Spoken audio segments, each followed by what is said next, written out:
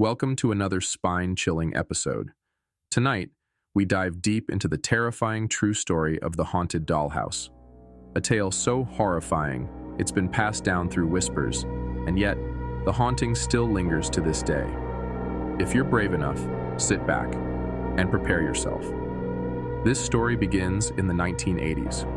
A family of four, the Millers, lived in a quiet suburban home in a sleepy town. Everything appeared normal until one fateful day, when a mysterious package arrived on their doorstep.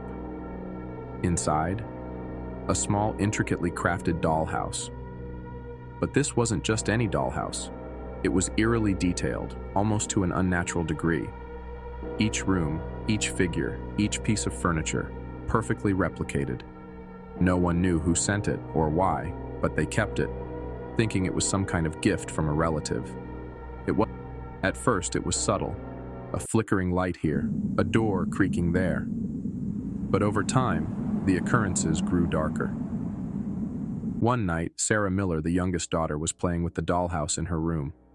She loved arranging the tiny furniture, placing the dolls in different poses, and imagining stories about their lives. But that night, something was different. As she placed one of the dolls inside the living room of the dollhouse, she swore she saw it move. The doll, a porcelain figure, was no longer sitting in its place. Instead, it was standing in the corner of the room, staring back at her. Sarah was terrified, but she brushed it off as her imagination. That was until it happened again the next night. And the next. It wasn't just the dolls. The entire dollhouse seemed to be changing. Rooms shifted positions. Furniture was rearranged in ways that didn't make sense. The once innocent little house began to take on a more sinister presence, as if it had a life of its own. As days passed, the Miller family noticed strange happenings around their home, objects out of place, whispers in the walls, and doors that slammed shut by themselves. One evening, Sarah's mother, Karen, decided to investigate the source of these strange occurrences. She went into Sarah's room, determined to rid the house of whatever evil was at play. But as soon as Karen picked up the dollhouse, she felt a chill run through her spine. Her fingers trembled as she held it, and that's when she noticed something truly horrifying. There, inside the dollhouse, the tiny figures looked different. The once lifelike dolls now had twisted, grotesque expressions. Their faces were contorted in fear, and their eyes seemed to follow her every movement. Karen quickly set the dollhouse down and ran to get her husband, Paul. But it was too late. The house had already claimed them. That night, Paul and Karen heard strange noises, scratching sounds, whispers that echoed from the walls. When they went to investigate, they discovered something terrifying. A trail of blood leading from Sarah's room to the basement.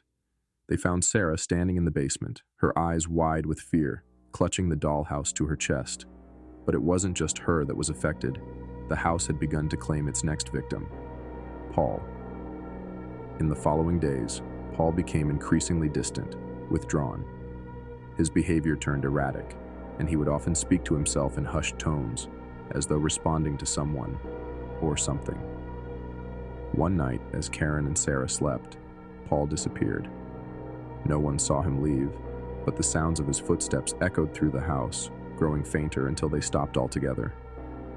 When they searched the house, they found nothing, only the dollhouse sitting on the living room floor, its doors wide open, as if waiting for someone to step inside. After that, the Millers moved out of the house. But the dollhouse, it remained. No one knows where it is now or who owns it. But whispers of its curse have spread like wildfire, and the haunting continues to this day. The last known owner of the dollhouse was a woman named Emma Collins. She found it at a local yard sale. She thought it would be a cute addition to her collection of antiques. But little did she know, she was inviting something far more sinister into her life. Soon after bringing the dollhouse home, Emma began experiencing strange occurrences, flickering lights, distorted shadows, and disturbing nightmares. One night, she woke to find the dollhouse in the middle of her living room, its tiny doors wide open. And then, just like Sarah, Emma began hearing whispers. The whispers turned to voices, and the voices turned to screams. The dollhouse is still out there. waiting for its next victim. So, what do you think? Is it just a coincidence? Or is there something truly evil behind the haunted dollhouse? Leave a comment below and let us know your thoughts. If you enjoyed this tale, don't forget to subscribe for more terrifying true stories.